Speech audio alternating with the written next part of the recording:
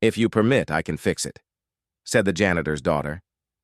The grand unveiling of Edward Harrington's prize machine was supposed to silence every critic, yet in front of cameras, investors, and his own board had failed. Engineers scrambled, excuses tangled in the air, and whispers of sabotage crept through the crowd. That's when Nia, the janitor's daughter, clutching her worn notebook, stepped forward. Her voice cut through the silence. "If you permit, I can fix it, but you must follow my rules." Laughter erupted, sneers rising from every corner. A child against billionaires. Impossible. Yet, when Harrington hesitated, all eyes turned. Could this little girl expose the truth that no one else dared to? See? Before we go any further, we'd love for you to hit that subscribe button. Your support means the world to us, and it helps us bring you even more powerful stories. Now, let's begin. The atrium of Harrington Industries gleamed like a palace of glass and steel. Sunlight streamed through its high panels, bouncing off chrome fixtures polished to a mirror shine. Suits filled the hall, men and women with tailor blazers, pens poised over leather portfolios, all waiting for the billionaire's newest unveiling. At the center of the stage sat a machine, sleek and futuristic, the kind of invention meant to silence doubters and dazzle investors. It was supposed to hum to life with a single push of a button. Cameras waited, reporters leaned forward, fingers ready to type headlines. But when the switch was pressed, nothing. No hum. No flicker of power, just a heavy silence that clung to the air like dust. The billionaire's jaw tightened. He pressed the button again, harder this time, as the force alone could bend technology to his will. Still nothing. He muttered something, sharp under his breath, his hand gripping the edge of the podium so hard his knuckles whitened. Behind him, engineers shuffled nervously. One man wiped sweat from his brow. Another bent over to check wires, whispering excuses no one wanted to hear. Investors exchanged looks, some raising brows, others smirking the kind of smirk that cut deeper than words. Near the back of the room, half hidden in shadow, stood a little girl, the janitor's daughter. Her father had brought her along that morning because he couldn't afford to leave her alone. She clutched a worn notebook to her chest, standing close to the service card, trying not to be noticed, but she noticed everything. The way the investors whisper behind their hands, the way one man chuckled to another. Harrington's lost his touch, all that money and still no spark. The girl's small fingers tightened around her notebook. Her father leaned close and whispered, "Stay quiet, baby. Don't draw attention." His eyes darted nervously at the crowd. He knew how quickly people like them could turn cruel, but the girl couldn't help herself. She had spent countless evenings sitting in corners of workshops, sketching shapes and circuits while waiting for her father's shift to end.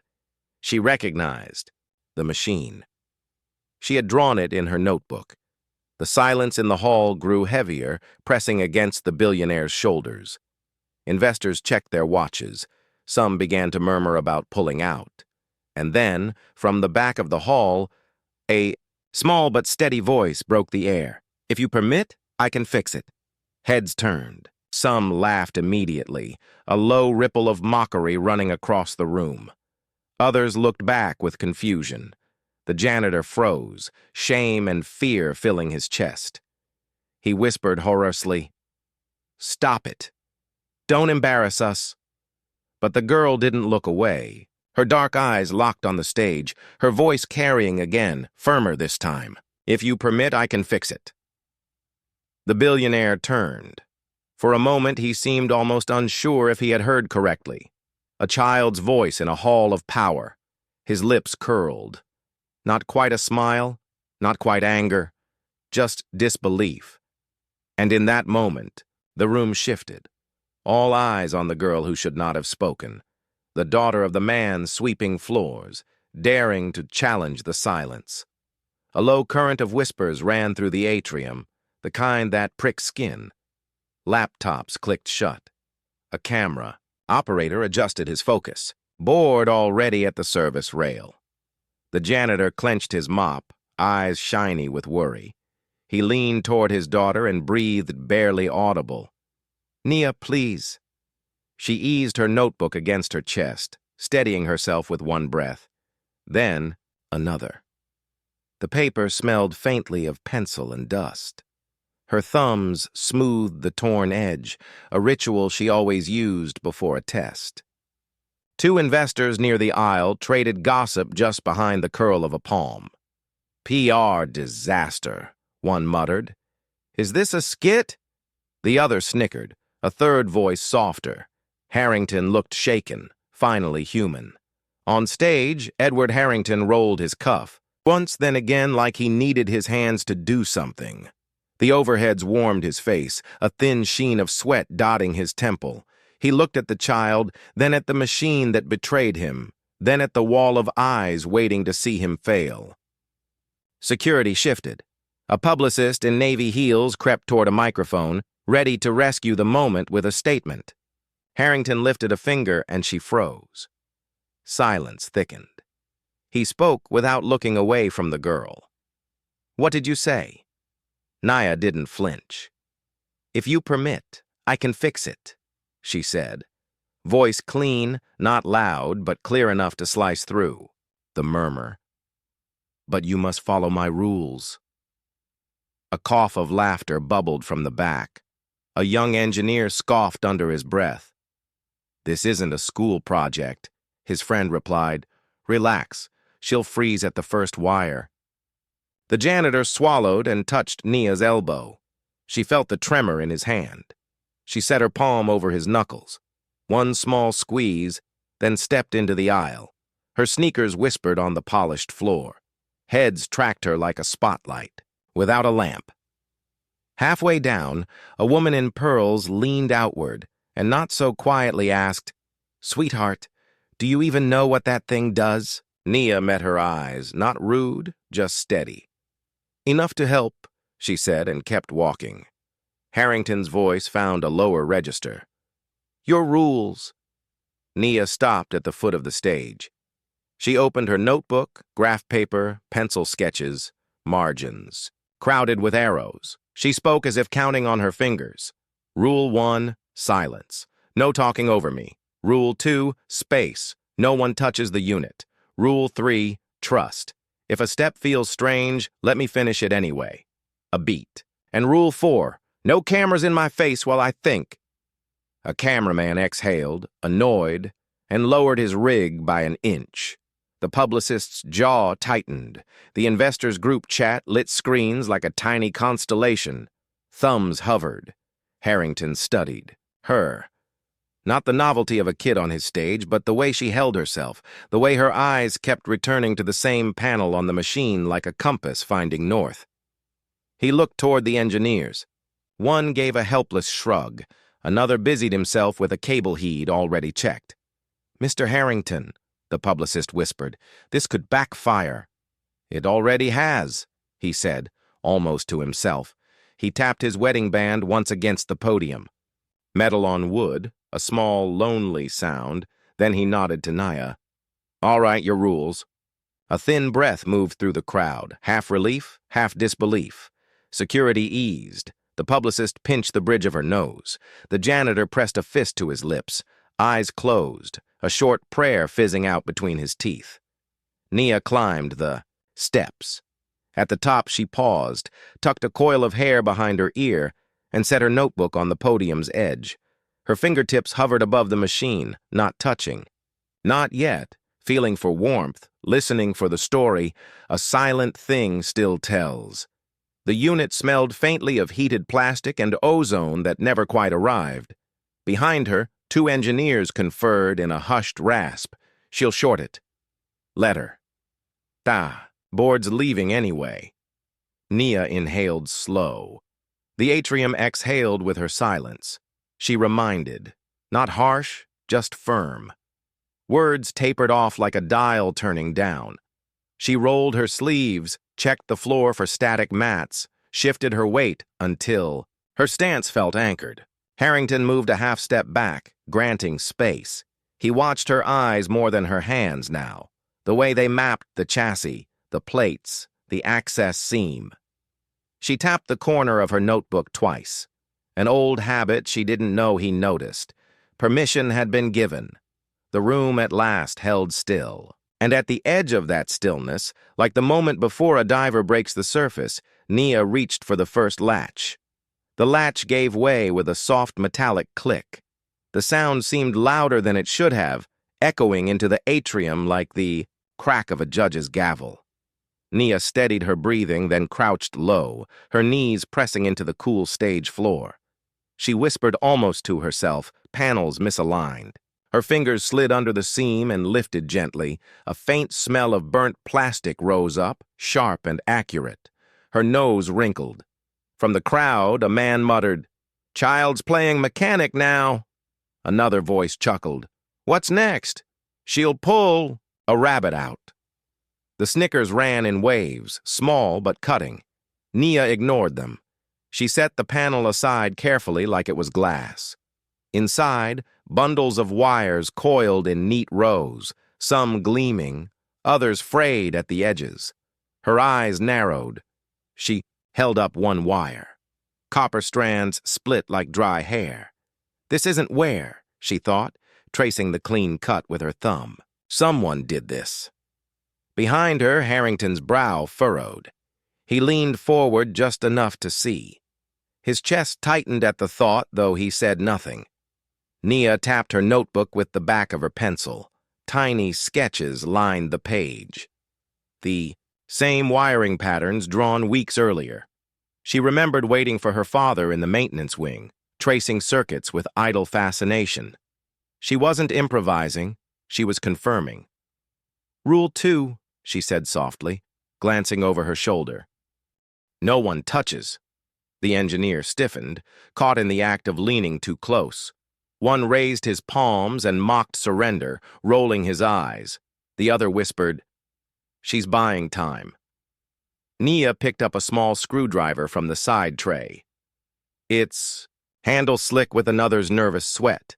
She wiped it against her sleeve, then loosened a brace. Each twist echoed in her own chest, a steady rhythm. The machine groaned faintly as though acknowledging her presence. She pressed her ear to the frame, listening. Not for sound exactly, but for vibration, the subtle hum of current trying and failing to move. A thin bead of sweat slid down her temple. She brushed it away with the back of her hand, leaving a faint streak of graphite from the pencil. From the seats, a woman whispered to her colleague, "Look at her face. She actually believes she can," her colleague scoffed. "Belief won't spark a dead engine." But Harrington kept watching.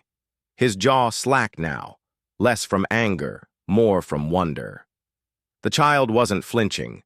Every motion had intent. Nia found the second wire, its insulation nicked cleanly as though by a blade. Her lips pressed together. Sabotage. The word pulsed in her head. She swallowed it back, not yet ready to say aloud. She rewrapped the wire with a strip of protective tape she pulled from the side pouch, the kind her father always carried. The tape smelled faintly of adhesive and oil. Her small hands worked quickly but not rushed, each movement deliberate. The room held its breath. Even the gossipers had gone still, straining to see. At last, she closed the panel halfway, leaving space for her final touch. She wept her palms against her jeans, then traced her finger along the reset module. Her voice, carried now low but firm, "Trust me, this step will look wrong."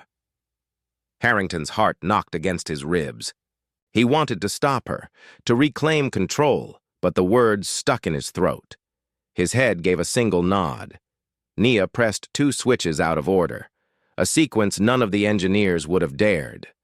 A collective gasp rose. Lights flickered violently, then dimmed. Someone hissed. "She's frying it." She didn't move. Her eyes stayed fixed on the slow crawl of current through the console, waiting 10 seconds, 15. the kind of silence that eats away at nerves. Then, softly at first, the machine purred.